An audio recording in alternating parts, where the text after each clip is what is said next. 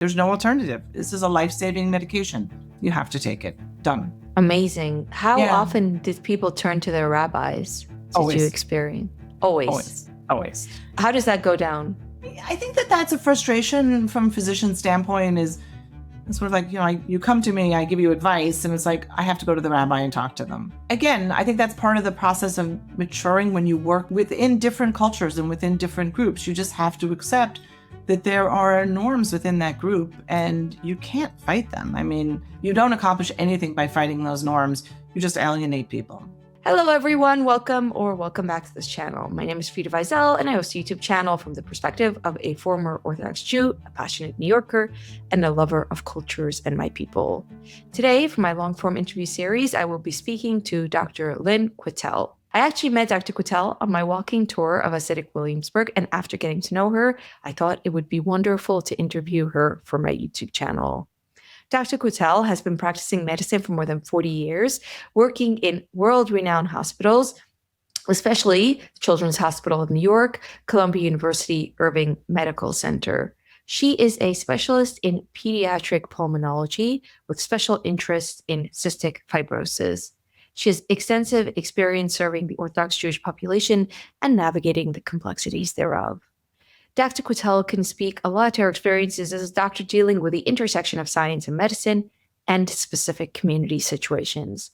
This is something that fascinates me. I've covered a little bit how the Hasidic community deals with modern medicine in an interview I did with the pediatrician, Dr. Howard Rossman, and I hope that today's conversation continues to shed light on this issue.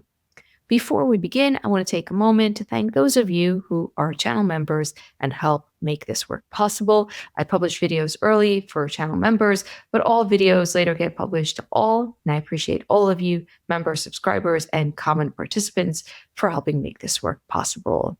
Thank you. And thank you, Dr. Quittel, Lynne. Thank you so much for agreeing to do this. Okay. How are you? I'm good, and you? Good. Let's start maybe by explaining what you do as a doctor. What does it mean to be a pediatric pulmonologist? Great. Okay. So I'm a pediatric pulmonologist, which means that after medical school, I did 3 years of training in pediatric residency to become a pediatrician. And then I did an additional 3 years of training in pediatric pulmonary medicine. So pediatric pulmonary medicine is obviously lung disease impacting children. The most common things that most people think about are asthma and pneumonia, but there are also many rare and unusual diseases that children get. And my area of expertise has always been cystic fibrosis.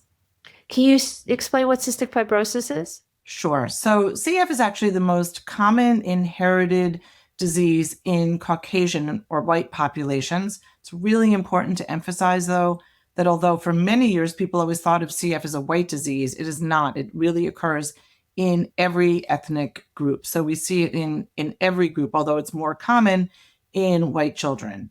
It is what we call autosomal recessive. So in order to have cystic fibrosis, you need to get a gene from your mother and you need to get a gene from your father to have it. If you only have one gene, you're a carrier. If you have two genes, you have the disease. And it's characterized by progressive lung disease and also malabsorption because you don't have the enzymes that you need to digest food. It really impacts almost every mucus secreting gland in the body, but primarily the respiratory system and the GI system. So if someone is born with CF and they have both inherited from both parents the gene, what could their childhood experience be like that would express themselves in them learning about the disease they have and how it impacts them? Right. So it's really an amazing story. So I could do a whole nother webinar just talking about CF with you. But the natural history of cystic fibrosis is before we had treatments that we have today, most children would die by the age of 6 or 7 years of age. It's a progressive lung disease and children generally die of lung disease. But we've had amazing progression in treatment and understanding of the disease over the last 30 to 40 years. So the average life expectancy now is in about the mid-50s. So our patients with CF are now getting married, they're having children, they're going to college. It's pretty incredible. Most Oh. children are diagnosed nowadays prenatally. So they often Oh. generally know, they find out that the women find out when they're pregnant that the baby has CF.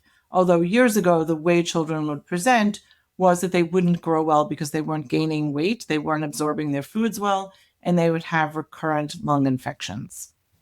Uh-huh. How do they diagnose it in prenatal?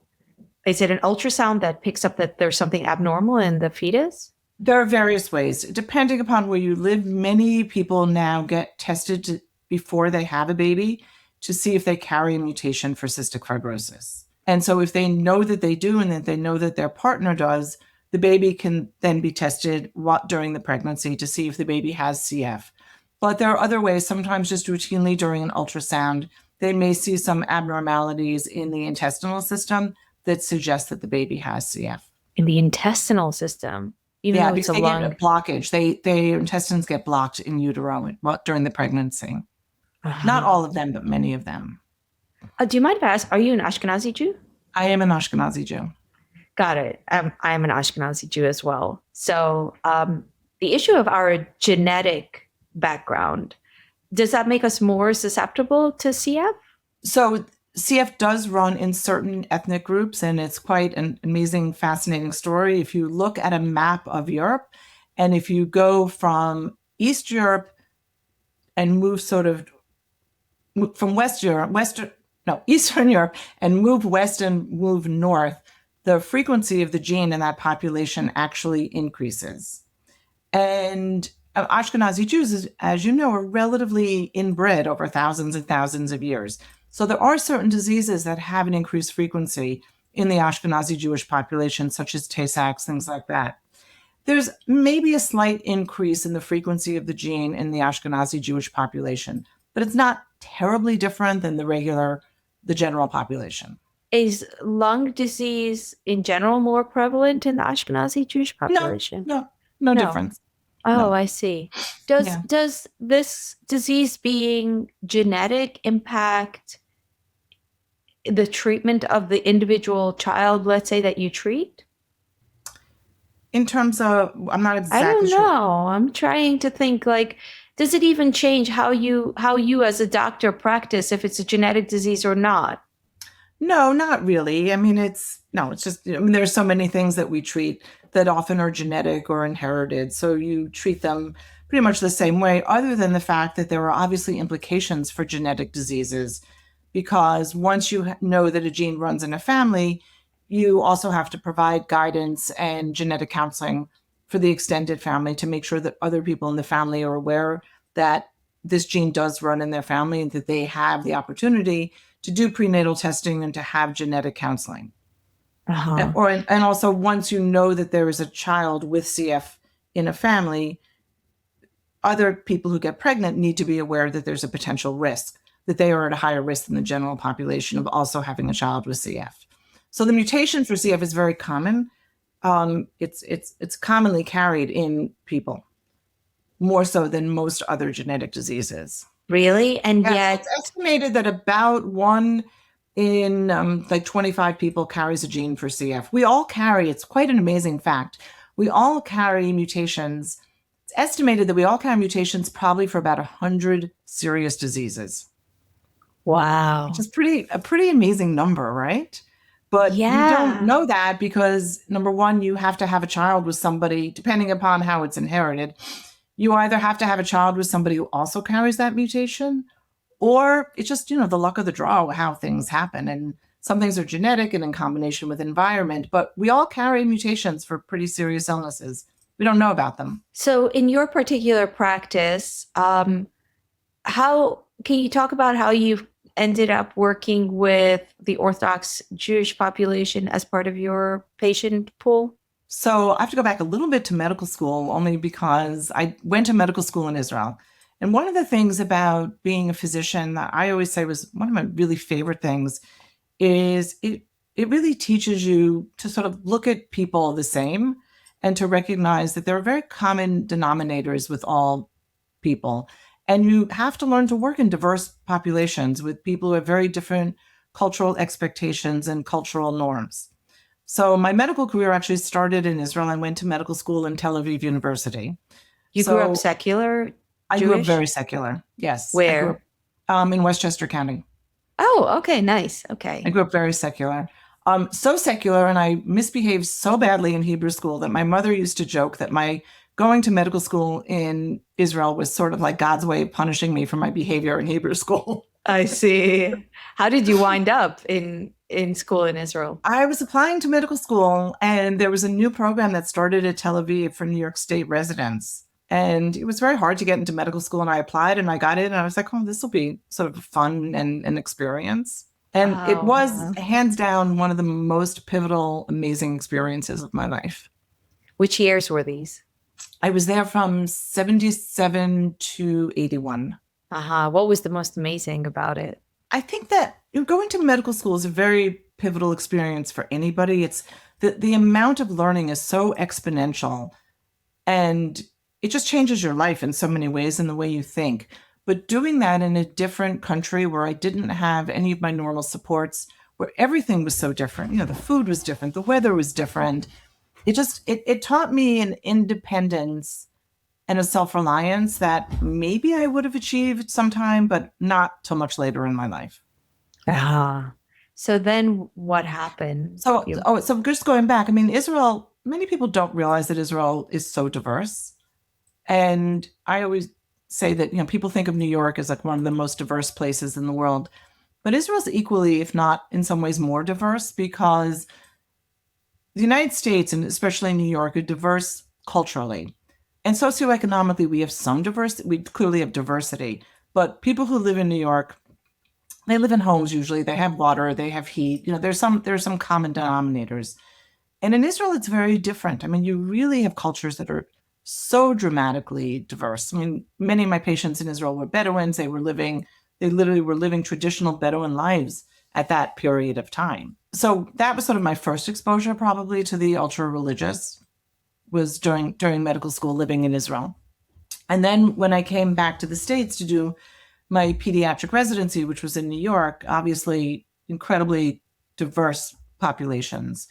And at Columbia, so I did my fellowship, I did my residency in New York, I did my pediatric pulmonary fellowship in Pennsylvania, in Philadelphia, and then I came back to New York to Columbia, which is where I spent the rest of my career. And as you know, there's a large ultra-Orthodox and Hasidic community that gets medical care at Columbia. Yeah. So you had already had exposure to the Orthodox community by the time they started to see you? Yeah, for sure. I had it in medical school. Yeah. So can you talk about your experience treating this population? Like, sure. have I think they? that, I mean, I'm sorry, I interrupted I was going to you. ask if they've come in large numbers to you. Yes, they came in very large numbers, not just for my CF population, but also my general pulmonary population. I mean, as you know, the Hasidic community and the ultra-Orthodox community are really tight-knit. They tend to have what I would call preferred provider lists. And so if you're on that list, you tend to get a lot of referrals from that community. And so I definitely always had a lot of referrals from that community. It was always also sort of interesting sometimes because of my last name, people often didn't think I was Jewish. Because it's not, it's not Even when they saw you? Yeah, they didn't. I mean, people often think I'm Italian or Spanish or something. They don't really know where to put me because I'm sort of dark. Where do you get Quitell from? That's an Your interesting husband? story. We don't really know. That's the name that was my grandfather's name. My grandfather came over from Russia. In Hebrew, when I lived in Israel, obviously, as you know, there's no Q in Hebrew. So when I write my name in Hebrew, it's Kaf Vav Yud, and it gets said Quittel. Quitell. Oh, wow. They pronounce it Quittel in Hebrew in Israel. And one of my medical school teachers said to me one day, you know what the Quittel is? And I'm like, no. And he said, that's the person who takes care of the Ark and the Torah. Oh. That's one thing. And then the other interesting thing is it's a French name, basically. And it ends up that there is an area of France in Normandy where the name Quittel is not that unusual. And historically, supposedly, there was a period where Russian Jews went to France, like in the 1800s or something, became very assimilated for one generation and then went back to Russia. Wow. So I have met one or two other people with the name, but they were French Catholics. Interesting. So I don't know. Yeah. So back to that. So I did. So I had a lot of I had a lot of referrals within the community. In addition, my mentor at Columbia had very strong ties and always had for many years a lot of referrals from the Hasidic community, and I was sort of his second in command. So a lot of them trickled down to me. And as the director of the Cystic Fibrosis Center, at the time I had the largest CF center in the New York metropolitan area. So I took care of a lot of the ultra-Orthodox and Hasidic families that had CF. So what kind of incidences could you be dealing with? Can you give us an example of what you're meeting when you're meeting a patient in terms of the symptoms, their experience, the context? Sure. So I think, obviously with a child with asthma or something more run-of-the-mill, that's not terribly different than any other patient that would come to me. It's pretty straightforward. It's not that complex. There's not that much complexity to that. A child who came in with pneumonia, again, not that much complexity to that really differed from anybody else. But when you deal with a disease like CF, which has genetic components to it, and there's so much overlay, emotional and guilt, and, within the community, people knowing that somebody has a very serious illness, that really added a pretty significant level of complexity to taking care of these families. So when they see you, let's say they're coming with a child and they already know that the child has CF from a different doctor. They're coming already to high level care. Is the child's life on the line at that point? Like they're fighting for the child's life? No, that's rare. Most of the time, CF is really a chronic illness. It has sort of flare-ups and exacerbations, but it's, people go sort of day to day. It can become life-threatening, but for many, many years, it's clearly not. And nowadays, it's almost really never in the pediatric age. But it's obviously devastating to find out that your child has a progressive, life-threatening disease that's inherited. Often, it means that we needed, especially in the Hasidic family where there are many other children, assuming this wasn't their first child, in each pregnancy, you have a 25% chance. If both parents are carriers of CF, you have a 25% chance of having a child with CF, a 50% chance that the child will be a carrier, and a 25% chance that child won't be a carrier or have the disease. So we actually have to then go back and check all the other children. Oh, because sometimes they may have mild symptoms that may not have appeared yet. So in any family, that's clearly very, very stressful. But you can imagine the stress of somebody coming in and this is their sixth child, and suddenly my saying, we've got to check your other 6 kids. And they may also have this disease, which is quite serious and also requires an enormous amount of care. Do you ever confront people who say, we're not going to check the other children? No. Oh, yeah, definitely. And that is obviously much more common in the Hasidic and Orthodox community, again, because of that whole overlay of shame and not sort of being open about things that are happening in the medical community, that nobody wants to really admit or have it public that their child has a genetic disease. That has implications, obviously, for their standing in the community and very significant implications for their children, for that child getting married and their other children getting married. So that was something we dealt with on a pretty regular basis, and it was a real challenge. Would you insist in such instances? You can't insist. One of the things that my mentor taught me early on in my career is that my job as a doctor was to give somebody the advice and say to them, I went to school. This is what I was educated. My job is to teach you and to give you the tools and the information that I know from my education and training. You have to decide what you're going to do for your child, your family, and what's right for you. I can't make anybody. But there were times I had some pretty interesting conversations. I remember one conversation with a mom who had 3 adult sons, it's not that unusual.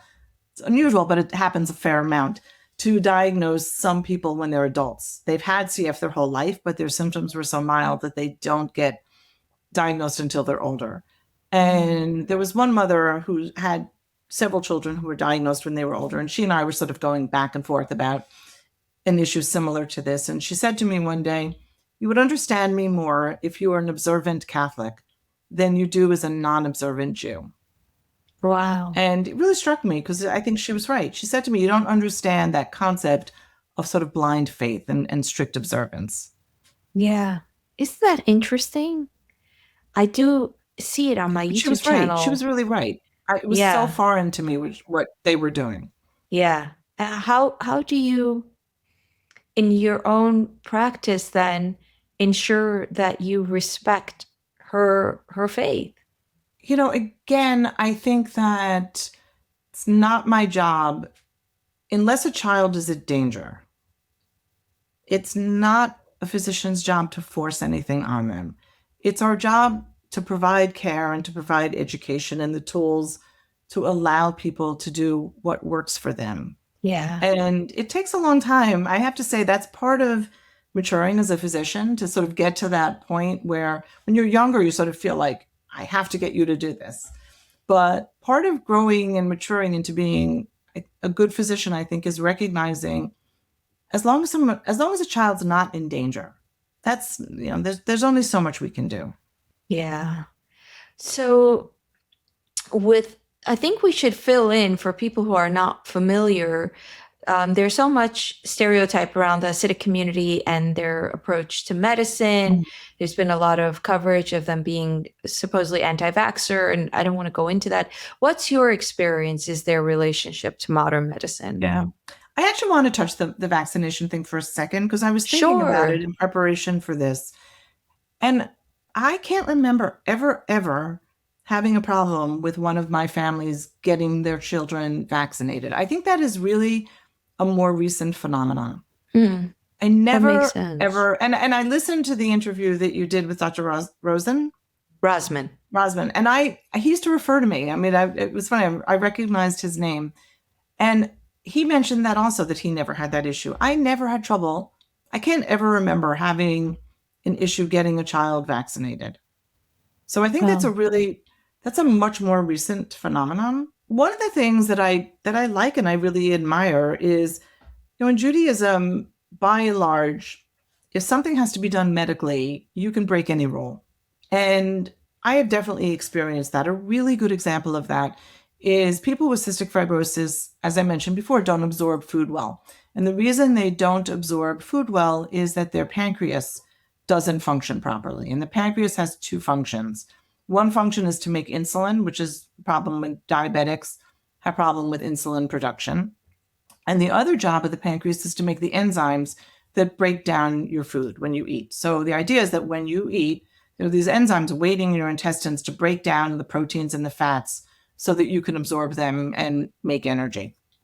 And people with cystic fibrosis don't have those energies. And so we give them pills every time they eat prior to eating so that they can absorb their food. And sort of a crazy story, the way that those enzymes are made is that they are made out of pig pancreas. So the pharmaceutical companies, by and large, almost all the enzymes that we use are from pig farms. They harvest the pigs for the meat and they discard the pancreases because people don't eat or use pancreas. And the pharmaceuticals take those pancreases, mince it up, get the enzymes, and make pills out of that. So you would think that that was an absolute no-no within the Orthodox observant community. It's never an issue because there's never been an alternative. For years that there are some alternatives now, but there never was an alternative. So it wasn't, we had to explain it to people and say, like, this is what it is. And they would go to their rabbi and they would go, okay, fine. There's no alternative. This is a life-saving medication. You have to take it. Done. Amazing. How often did people turn to their rabbis? Did you experience? Always. How does that go down? I think that's a frustration from a physician's standpoint is sort of like, you come to me, I give you advice, and it's like, I have to go to the rabbi and talk to them. And you get, again, I think that's part of the process of maturing when you work within different cultures and within different groups. You just have to accept that there are norms within that group and you can't fight them. I mean, you don't accomplish anything by fighting those norms. You just alienate people. By and large, go talk to your rabbi, and they would go talk to the rabbi, and the rabbi would go, okay. So essentially, they're asking the rabbi for approval step by step for whatever is not everything, prescribed? But certain things, yes. Certain things, yes. Can you talk more about how this population is maybe approaching modern medicine? Like, what is their view is inside the faith paradigm of modern medicine? My experience, again, as a pediatrician dealing with chronically ill children, there was very little. It was very rare for a family not to accept something. I mean, again, I think that there are obviously lots of rigid boundaries within the ultra-Orthodox community, but healthcare sort of gets this carve out. And I never felt, again, like the biggest barriers always were things like, we have to talk to the rabbi. A lot of the barriers were the genetic issues, and those were really big issues. I mean, sometimes not telling a child that they had the disease was something that we experienced a lot, which was incredibly frustrating.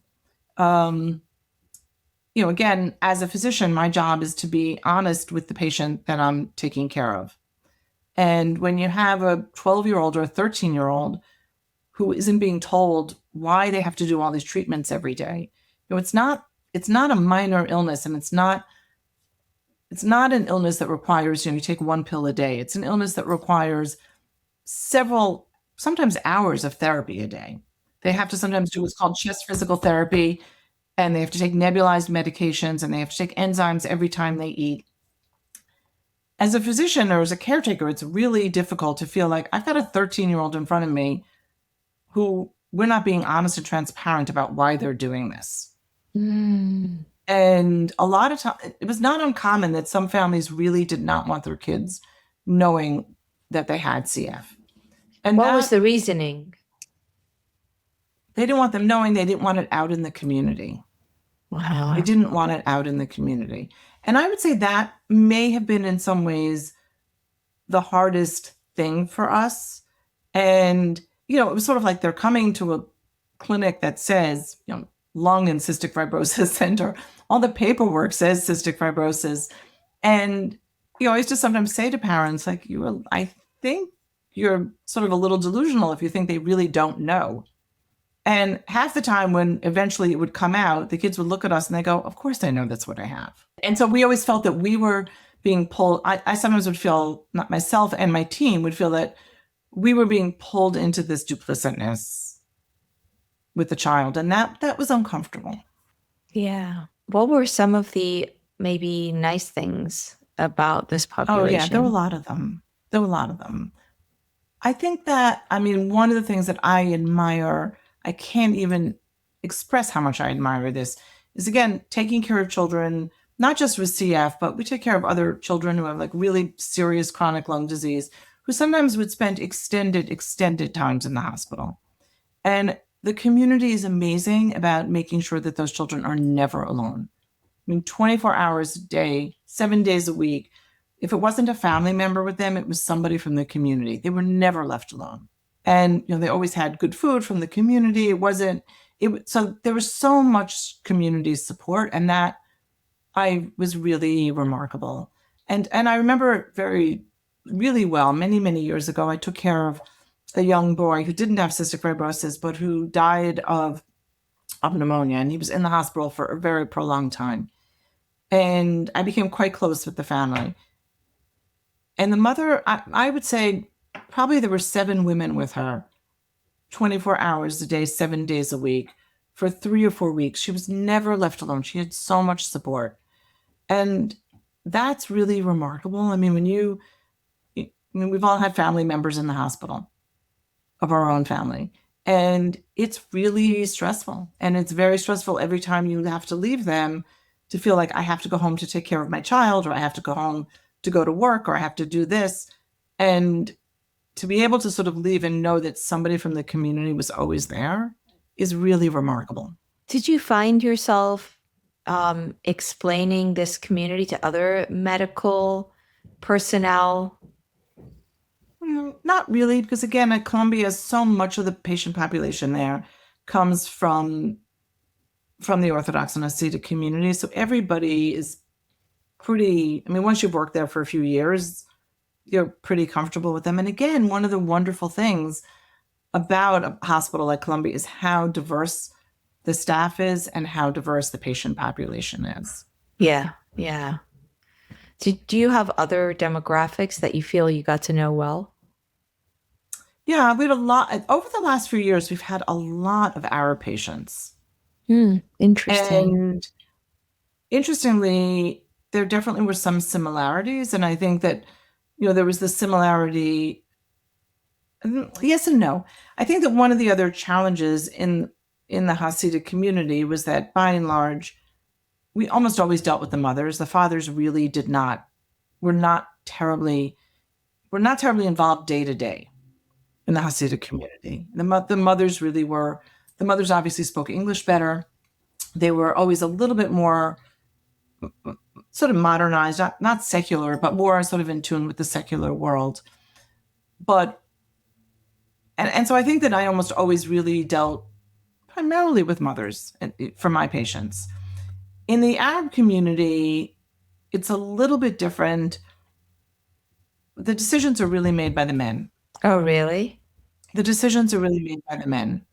And so I think, I mean, this is obviously a generalization, but my experience, we've had definitely more Arab patients over the last like 10 or 15 years. And so, it's sort of similar in that it's a very, it's another community that's sort of rigid, has a lot of sexual separation based on sex and roles. So I think that a lot of the lessons were transferable between the two of them. That's interesting. Do you see Hasidic women as like tough? There's the stereotype of the Jewish woman in Eastern Europe being this like matronly tough lady. I don't think of Hasidic women that way. No. And it was also, there was, I mean, like every other population, there was a lot of across the board. Yeah. There's a lot of across, some of the Hasidic women, again, were very well entrenched in sort of like modern secular world and I think could cross over pretty easily. And then there were others who were not, their English wasn't as good. They weren't as facile. Interesting. But again, they have all of these organizations within the hospital to sort of help them. So, there were people that they could go to sort of bounce things off. They had rabbis who I guess were sort of semi-trained in medical information. I don't really know who these people were, but they would often go to them and then come back and say, well, we spoke to so-and-so and it's okay. Can you tell stories of your work in ways that you feel it is okay to share, like without... And again, I think I mentioned the challenges of not telling a child were really difficult. I think the biggest challenges really had to do about telling the community and marriage. And that really is a struggle because, and especially nowadays, it's really fascinating to me. When I was in training as a young woman, when I started in my fellowship, the average life expectancy of somebody with CF was 17. And that was great because when, in the 1950s, it was 7. But now, over the last 20 or 30 years, as I mentioned, people with CF are getting married, they're having children, they're going to college, they're living into their 50s or 60s. Over 50% of our patients with CF are now in adult care centers.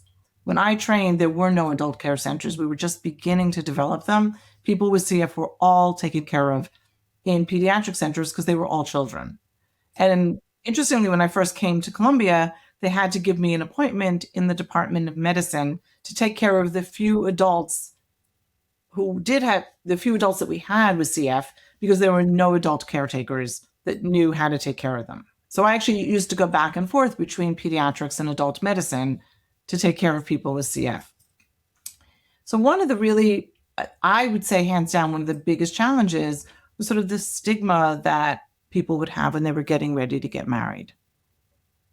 And, as you know, the community has this screening system where they do genetic testing and they say to you, no, you can't marry this person, or yes, you can marry this person.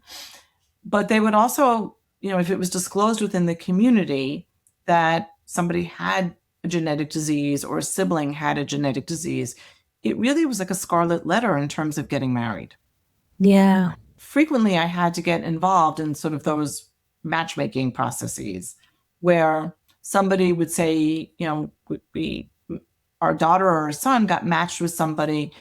They know that he or she has CF and they're nervous about it. Will you speak to them about that? And will you speak to the fiance? Parents of a potential mate?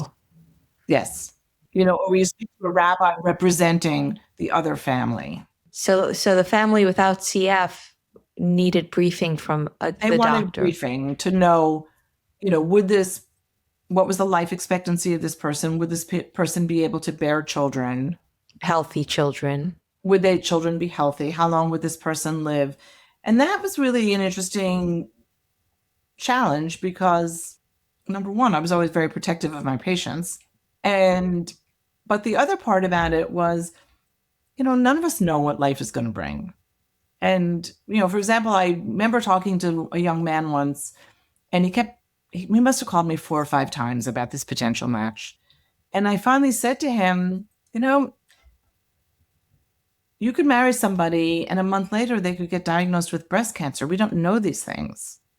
And so it's just that form of marriage and relationship that, I have to say, was really a struggle for me because it's so foreign to the secular world. How does a person with CF experience dating in the secular world? Isn't it a huge impediment? Yeah. So it is. I mean, even for somebody in the secular world, dating is a big impediment. It's like, you can imagine being 23, 24, getting involved in a relationship and sort of saying like, oh, by the way, I have to tell you, I've got a life-threatening disease. I cough all the time. I may not live past, I may not live past 55, which is pretty amazing. I may have trouble, carrying babies because of my lung disease. And most of the men with CF are actually infertile. And that's the other big really? part of it. Yeah, so most of the men are infertile from birth, although with today's IVF techniques, they can have children. They just have to do it through in vitro fertilization. Because they don't have swimmers? They just don't, yeah, exactly. They have sperm. The sperm gets made, but it can't get transported out. It's blocked.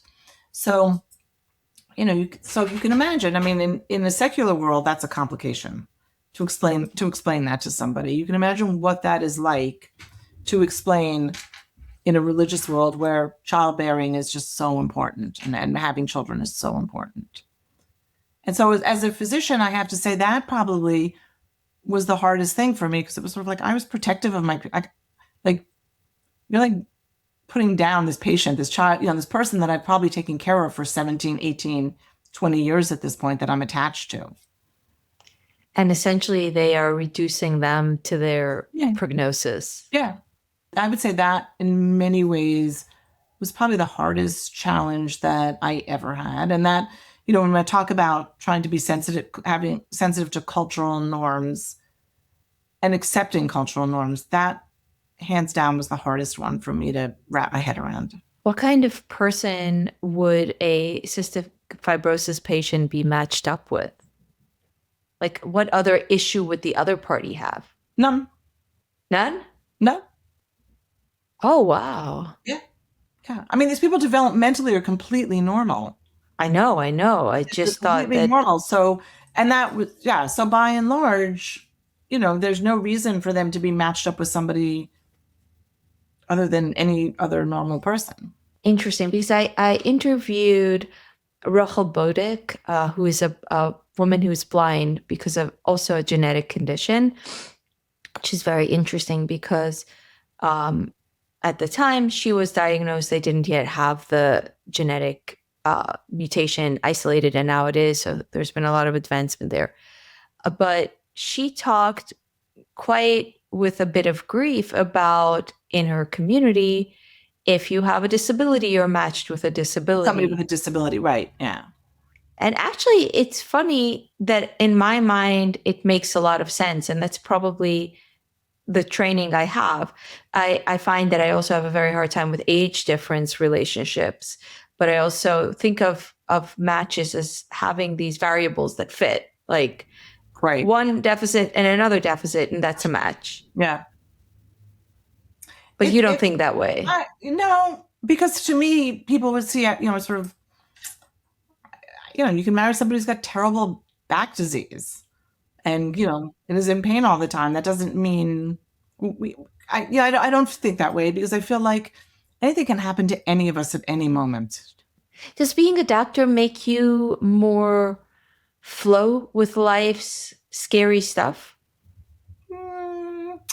Yes and no. No.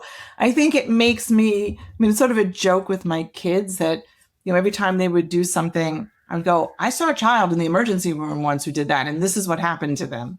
And, so every time I would do something, or my husband's also a pediatrician. He's a pediatric anesthesiologist. And, him more than me, he would go like, don't do that. I saw somebody who did that. And, they'd go, I know, you saw somebody in the emergency room and they lost an eye, right? Or something. So there's a lot of that kind of drama, and, in our lives, I think, because we've just seen so much. On the other hand, I do think that, culturally and like with people, it's taught me to be really accepting. I think it's really taught me. One of the things that I've learned is I think that all mothers come into the world and into the hospital wanting to do the best for their children. Their ability to execute that is often limited by the traumas or whatever they experience, but their intentions are good. Yeah. So I think it's really taught me a tolerance that I might not have had otherwise. Yeah. I hear that. I do believe that. By the way, on the subject of your husband, who I was also fortunate to meet on my tour, he's very cute with his Yiddish. He also is familiar with his population. I don't remember. He's very familiar. He's a pediatric anesthesiologist and, was always putting young babies to sleep. And the babies would come in and the babies don't speak English. And also, we always let parents come into the operating room with the children until they fall asleep. Oh. But the mothers we really often wouldn't let in because of like the volatile gases and stuff like that. And the women are often pregnant. So a lot of times they didn't want the women in the operating rooms because they might be pregnant. So the fathers would come in and they didn't really speak Yiddish. They didn't speak English. They mostly spoke Yiddish. So so my husband knows many songs in Yiddish that he would sing to babies. Do you know them? I don't know. You don't know? Because I can't remember. I remember that he had this way of making them breathe, and he had funny words. Right. But I don't remember what they were. He has a whole thing about it. Arsenal, He really didn't speak English at all, and he was putting little children to sleep, and they were scared. And he would put a mask over their face. So we always had all these like Yiddish, and it was very funny because 2 or 3 of the surgeons that he worked with, they had a whole duet going all the time. And one of the nurses that he worked with, who was not Jewish at all, Tony, he and Tony and Jeff, the 3 of them had like a whole performance in Yiddish. We should perform it, like record it and do a skit. It's very cute. It's very cute. Oh, that's very sweet. Yeah. What about you? You don't know any Yiddish? I know some words now. It's interesting because my mother, my mother definitely spoke Yiddish to my grandfather when I was growing up. But I was little, and so now I don't. But you speak Spanish and Italian? Is that true, or is it more lies on your online? No. The only other language I come close to speaking is Hebrew. Hebrew from when I lived in Israel. But even that, my medical Hebrew is pretty decent, but my secular Hebrew is not. Got it. I'm telling you, I Googled you in advance of this, and I got stuff that was confusing. Okay. Maybe you still will speak Spanish and Italian one day. No. We're pretty sure. Too old to learn that. Too old to learn that. We're just getting started on life, Lynne. Right. Can you maybe tell Anything in particular you think of that you think is worthwhile to share? Yeah, I think that, I think that it's important for the community members to understand what the challenges are like, in the same way that I feel as caretakers, as nurses and physicians, we really try to sort of understand where people are coming so that we can meet them in the middle. And I think it's really helpful for community and any patient to come into a physician to sort of understand where their physician's head is at and where they're coming from. Physicians are really trained. We're pretty concrete people. Like I always joke, I've lived in the same house. We're not huge risk takers. And when I've lived in the same house, I've had the same husband. It's like everything is sort of the same. And I like things to be controlled and to sort of know what I'm doing. And they really want to help. I mean, physicians really want to help and to make people feel better and to assure them. And for some people, it's really difficult to wrap their head around some of the barriers that different cultures put up. And so I think for the Orthodox community to sort of understand that, like that concept of I have to go to a rabbi to get permission that's really a foreign concept to a young physician or a young nurse. Yeah. We're so used to sort of like, I'm an autonomous person. I make my decisions. And that you're going to somebody who's going to tell you what medicine you can take or what medicine you can't take. Like, and sort of to understand where that's coming from and what those challenges are like. Yeah. I remember once, and I think I mentioned this to you when we were talking one day. Years ago, there was a young child who was dying in our intensive care unit. And at some point, the child was declared brain dead. And at that point, the rabbi said that the women in the family could not touch him anymore because his body was considered a mess. Yeah, I don't understand. And, the regulations behind that were really so painful for the nurses because the nurses put so much care into taking care of this child and were so attached to the mother. And it was so difficult for all of the women to feel like she was being excluded from like touching and caring for her child. And that was it was really hard for all of the women involved in this child's care. And yet the mother, I'm sure, didn't want to hear you say that. No, she got it. She understood it. I became very close to her and I explained it to her one day. And she said, I understand it, but this is sort of my life. These are the rules I live around with. And this is it. So Wow. she understood it, but I do think it's important, in the same way that as a physician and as a nurse or a caretaker, we try to understand the people we take care of. I do think it's often important and I say this even for myself as a patient, to sort of try to understand where my caretakers, where their heads are at and where they're coming from. Yeah. From the perspective of a patient, having experienced months at the hospital and doctors coming in, and in fact at Columbia with my family member, I feel like the doctors feel like they're these paternalistic characters from up on high that come on in. And it's interesting, they sit down on the bed and they even hold the patient's hand and they're so caring. Unlike the nurses, I've had a different experience with nurses because nurses can seem overwhelmed and don't give you the time of day. My experience with doctors is they listen and they explain the medicine they are prescribing. Not only that, to my surprise, there's a lot of asking the patient, what do you think of this course of treatment? How do you feel about dealing with, let's say, nausea with this and this medication protocol? It was really interesting, but at the same time, it's almost impossible to see the doctor as a human being amid this. It's like wearing this white coat and being so larger than life and begging the doctor for relief, for clarity, for something, for direction. It's just like inconceivable that this doctor has perspective. It Yeah, sounds that's an absurd. interesting thing. I think that that's the difference. There are two things that I think are different. Is I took care of people throughout their lifetime. So this was not, my relationships with my patients were not 1 month or 2 months. They were, 15, 20, 25 years. I'm no longer seeing patients, but I still have a relationship with many of these families.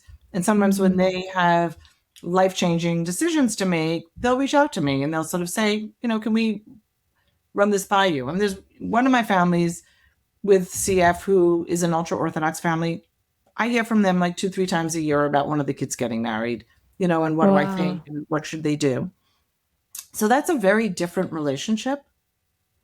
It's a really, really, it's a lifelong relationship where you get to know everybody in the family. You get to know the siblings. You get to know grandparents. Yeah. It's a very, very different relationship. And I think that I always told my patients about my family. And they always knew about my daughter and my stepchildren and my husband. And in part, I did that because I wanted them to see me as a patient, as a person, and not like sometimes we'd walk into a patient's room and like my daughter would call hysterical crying about something. And I'd go, maybe let's go take this. It's like, my 13-year-old agitated about something. And I sometimes used to think that that was inappropriate because like, why am I doing that? But on the other hand, I felt like it made me more of a relatable person. Like, I have kids and they're obnoxious just the same way yours are or whatever. And, I have family ties and things that are pulling me and stressing me. So I think that that's an important thing. And I know a lot of physicians that are like that nowadays, that are much more open. And I think you can see them more as a person. And I also think that intensive nurses, pediatric nurses are really great. Yeah. Yeah. And I think the nurses are just very, on the adult side, they're just really stressed. Yeah. They're just really stressed. Yeah. They seem very overloaded. They are overloaded. They're overloaded. Yeah. But pediatric nurses are the best. I think it depends where you are. For instance, the Columbia emergency room is the most insane place I have seen in my life. I refer to that place as Dante's Inferno. Oh my goodness. I have never seen. It's unbelievable. Why? Why is it like that? Because they're just so overwhelmed in numbers. And it's a really complicated place because it actually serves as a primary care facility for people in the community, as well as a tertiary care facility for people coming in with major medical problems. It's completely overwhelmed. Well, it's crazy. Yeah. It's like people, it's like they're in the hallway. It's crazy. They're in the hallway. Like I was there, I wanted to get some water and there was a man with a stretcher blocking the water machine and he was like coughing and someone else was pulling down his pants. Like a lot of disturbed individuals that are like. It's a really bad place. Yeah. I was a patient there once. I did not like it. Yeah, I can see it. It was very surprising. And it also gave me a sense that the spectrum of kinds of care you get just at this one institution, Columbia, it can really vary. And I'm not surprised that the pediatric department, it would be where you find people are very dedicated and attached to their patients. Yeah, and I think that people are dedicated all over. But I think that it's, the healthcare system is really stretched thin. Yeah. I'm not saying that. Yeah. I think there's like places where you can see a bond forming between the provider and the patient, and then other places where you just a number. But I think that point that you made where they sort of say, how do you feel about this, nausea? I think there's been a huge move over the last 10 or 15 years. There's a term for it. It's basically, I'm blanking on the name. It's the idea is that you are partners. You make decisions together. And that's a really important thing to do. And especially when dealing with somebody with chronic illness or somebody at end of life issues, what are the things that matter to you? Yeah. And, to an older person, it may be, I want to see my granddaughter married, like keep me alive so I can get to my granddaughter's wedding. I don't expect you to cure me. Yeah. And again, And so I think that that's really one of the really fun things about being a physician, is sort of being able to partner with people like that. Yeah. And again, when you're dealing with different cultural sensitivities and different cultural norms, you really need to learn how to sort of, I want to say dance around that, but it's not dance. You have to learn how to navigate. Because you're not just a partner with a patient, there was this You're a additional. partner with the community. Yeah. And as one of the moms once said to me, she said, I can understand what you're saying, but I have to go back and live in that community. So you need to work with me because I need to live in that community. I can't buck it. Yeah, 100%. And Okay. and community is so important. Community is its own medicine. Right. And the community, as I mentioned before, is remarkable in how supportive they are. Yeah. They really are remarkable. Yeah. While my mom was in the hospital, I've been thinking, and this is something I grew up learning about, is, maybe you want to live a secular life and maybe it's fun now, but then if you get sick, who's going to take care of you? And there is validity, because I don't know who's going to take care of me, There's a lot of validity to that. I mean, none of our kids live locally. Yeah. I don't know who's going to take care of us. And if I lived in a big community like that, I wouldn't have to worry about it. Exactly. Yeah. And first of all, because the children live local. Mm-hmm. But the other people, even most of the people who stay with my kids when they're in the hospital, my patients, they're not family members. They're often young girls from the community. Yeah. And they were not, sometimes they were family members, sometimes they were not family members. Yeah. This is just a total random memory that's coming to my mind. My sister was in the hospital when I was a teenager, and I remember how much fun it was to be with her because I got to watch TV, even though it was in Spanish and I didn't understand anything.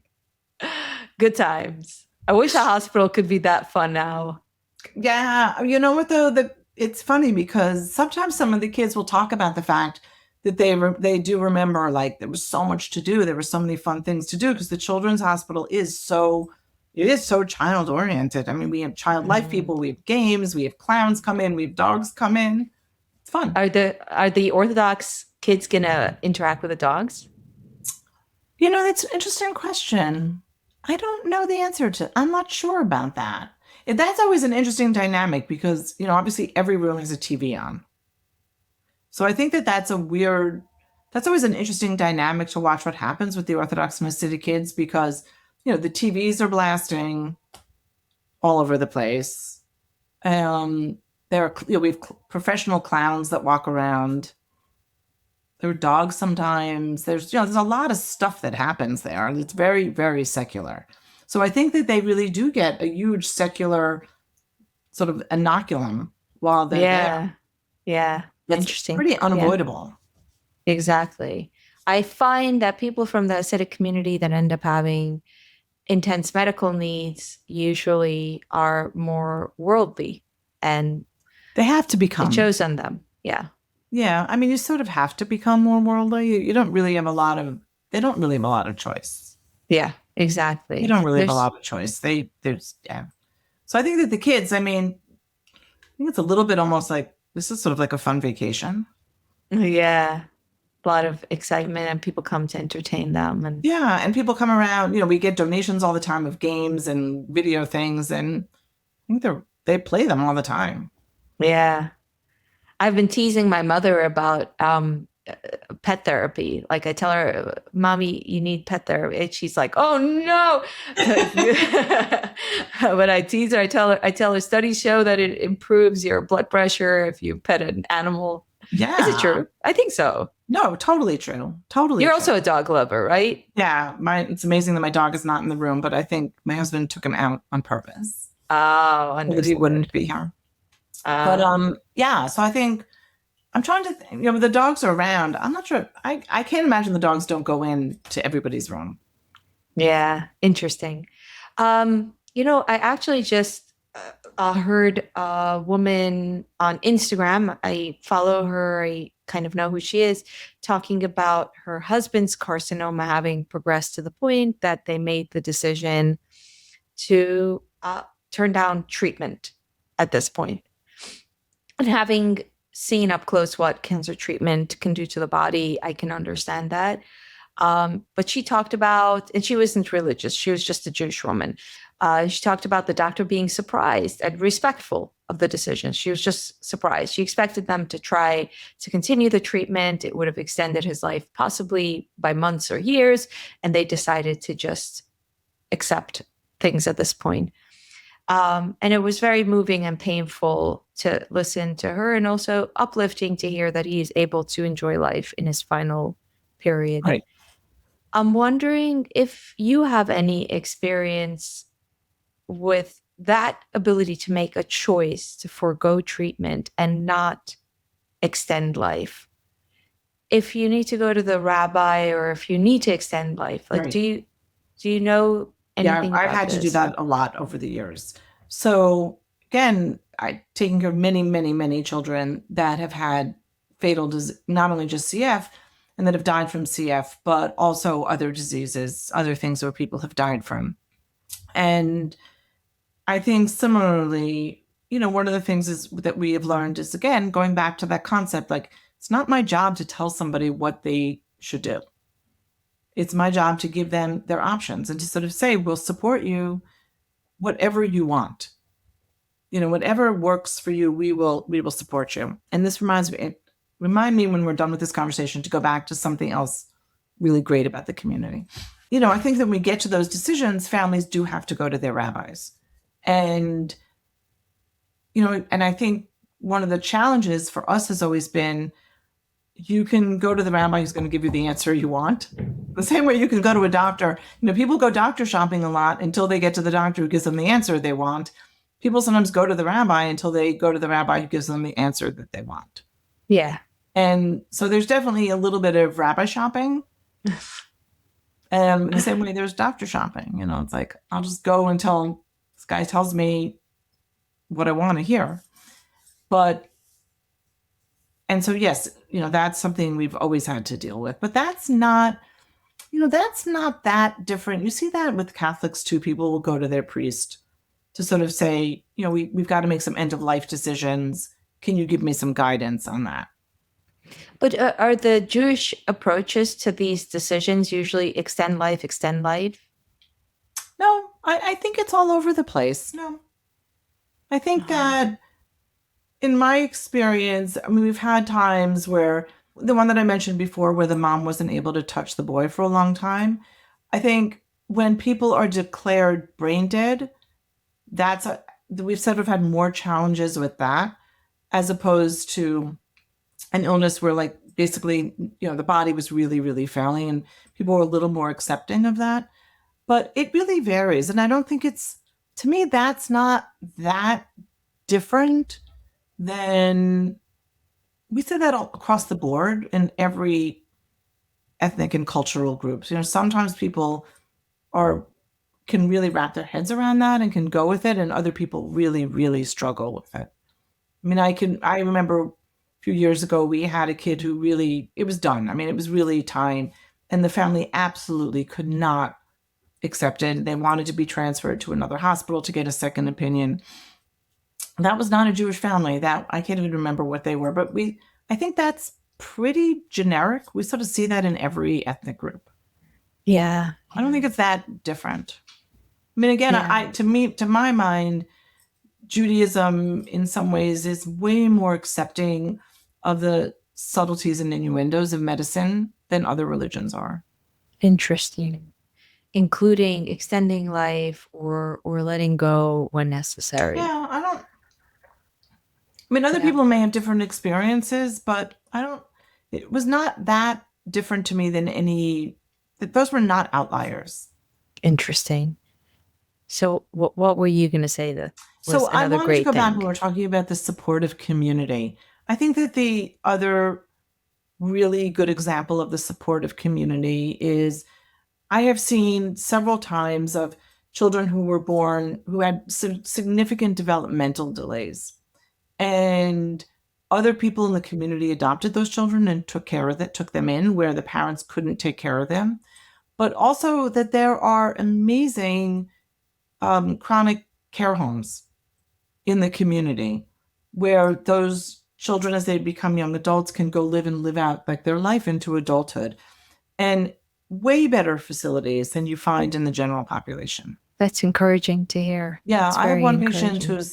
she's got to be, my daughter's 31, so she has to be about 35 at this point, and was placed in a chronic care facility probably when she was about 25. But she will stay there for the rest of her life, and it's wonderful. It's a great place. Yeah. That would have been a way harder decision for the family to make if they had to find a facility like that in the secular community. They would not have found anything nearly as good as this one. Wow.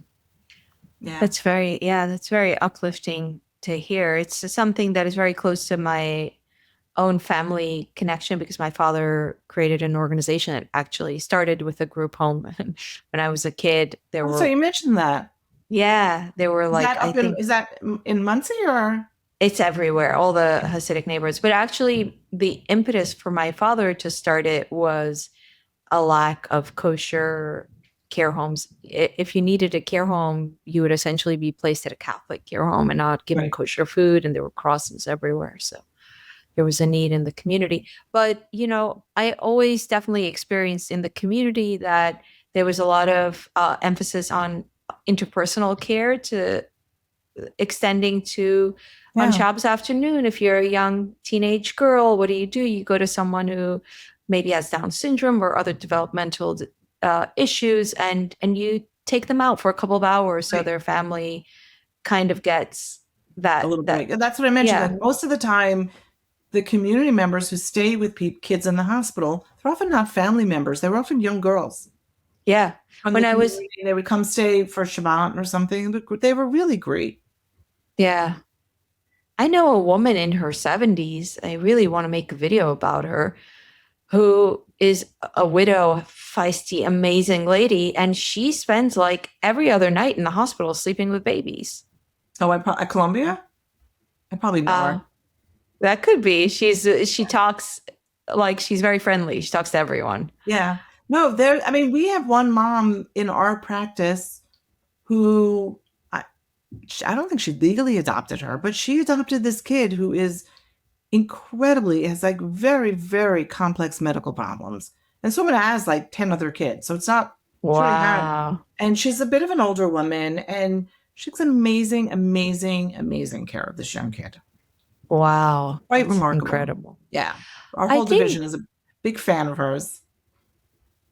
That's amazing. I want to meet that woman. Yeah, she's great. She's really great. Yeah. I was going to say, I thought a part of why there's a high adoption rate of children with developmental delays or developmental delays. Yeah. Yeah. Is also because adoption is so difficult for this population, because adoption of a child needs to be a child who won't be stigmatized as like, you can't just go to a different culture and adopt. The child would be stigmatized, and also the child needs to be halachically Jewish, which I don't even know what the nuances are, but it's difficult. I actually do know the nuances of that. What are they? because my youngest daughter was adopted. Oh, really? And where is she from? She was born in Bulgaria. Wow. And when we wanted to do her conversion, we were going to Israel for my stepson's bar mitzvah. And I was like, okay, we're going to Israel. I'll just do her conversion like over there. It was never going to happen. Why? Because I wasn't observant enough. So no rabbi would do it. What do you know about this? I actually wonder if it was very, well, basically because my husband and I were not observant enough, no Orthodox rabbi would do it. Even in the States, I couldn't get an Orthodox rabbi in the States to do. And I sort of wanted it done for an Orthodox rabbi because I was thinking, like, I don't want anybody to ever question her. Uh-huh. And how old was she when you? She was 16 months. Uh-huh. And no Orthodox rabbi would do it. And so we went to a mikveh with a conservative rabbi. So.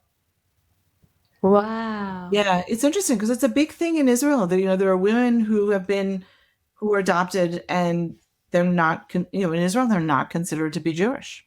Do you know if they try to investigate if the parents are Jewish, does that automatically make the child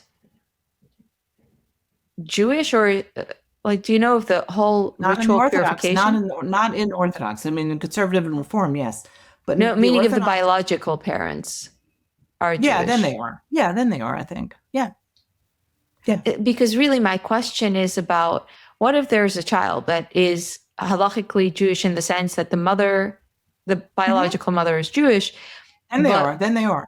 but the child was not conceived in the system of mikvah, menstruation, and ritual Right. purification. I don't. I don't know about that, but generally, with a sort of modern Orthodox, that child would be considered Jewish. Uh-huh. That's interesting. Because I even remember at one point, one of the rabbis I spoke to, she was from Bulgaria, and he was like, "Why don't you just forget it?" He said, "There's so many Jews in Bulgaria. She's probably Jewish." I would love to chat with you about adoption, but we'll just get a field and we are already out of our time. Is there anything else? Right. It's a whole No, subject that actually interests me. yeah, it's obviously a subject that's near and dear to my heart too. She'd be happy to talk to you. Oh, really? How old is she Oh now? She's the one yeah, that's 31? yeah. She's 31. She's married. Oh, lovely. Lovely. Yeah, she's more than happy to talk about it. Oh, nice. All right, putting a pin on that. Is there anything else with regards to our topic of the day that we should have talked about? No, I don't think so. I think I'm just looking at my little list. Um, I think we sort of covered everything, don't you? Yeah, I think so. I mean, obviously, I think a large percentage of the viewers that watch this are going to be Hasidic. I think it's interesting to them to hear the Right. perspective of a doctor who treats them, and I kind of thinking with two audiences in mind as we approach this video, both people who are just generally interested in ethnic subgroups as they meet modern medicine, as well as people from the community who want to hear the other side, and if Yeah. there's I anything mean, left when to you say talk on about that. ethnic subgroups, I mean, again, as a physician, depending upon where you live, and through my career, I mean, I've had to deal with Jehovah's Witnesses and deal with that. Yeah, do they actually deny transfusions, Oh blood yeah. transfusion? Yeah. See, but that's an example where at times we've had to go to courts because that can be life-saving. And it's like you can't let a child die because of a parent's belief. Yeah. So there are times with Jehovah's Witnesses that people really have gone to court systems and sort of said we have to get permission to transfuse a child. And so that's very different. I have many friends. I mean, I haven't had that much experience, but I have loads of friends who do what I do, but they live in Pennsylvania, so they deal with the Amish community. And so, there's some similarities in all of these communities, but subtleties that are different that you need to get used to. Yeah, I bet the Amish community is a really interesting case study. What I'm taking away from this interview, and of course it doesn't surprise me, but it's very, very interesting to hear, is when it comes to the Hasidic community, while there are cultural nuances, they're very with it when it comes to modern medicine. They're not like, oh, we're only gonna take 10% of modern medicine and the rest we're leaving. No, and I mean, the story of IVF and with the Orthodox community. I mean, that's Yeah. totally accepted. Yeah, yeah. That's completely accepted. And I think the first rabbi that made a ruling on IVF, his comment was, if nature played a joke on you, you can play a joke on nature. Nature plays too many jokes. Nature has a lot of jokes. But I think that IVF is, I mean, Hasidic women do IVF all the time. Yeah. It's And amazing. that's completely, acceptable. So I think that, yeah, they really do. I mean, I do not see barriers to modern medicine at all. I mean, if anything, sometimes, they push you places that you don't want to go, that you don't think are medically right. But no. Yeah. Very interesting. Thank you so much for sharing. It was my pleasure. It was fun. Yeah. Thank you. It was absolutely my pleasure. And also for coming on the tour. Oh, the tour was great. Yeah. It was wonderful to have you on. It was Well, great. send regards to your husband. I will. I'll tell him he's downstairs. I will mention to him that he got a shout out. Got it. Okay. What about the dog? What kind of dog? It's really He is sad a we didn't see him. Labradoodle. He's a large. Oh, the best.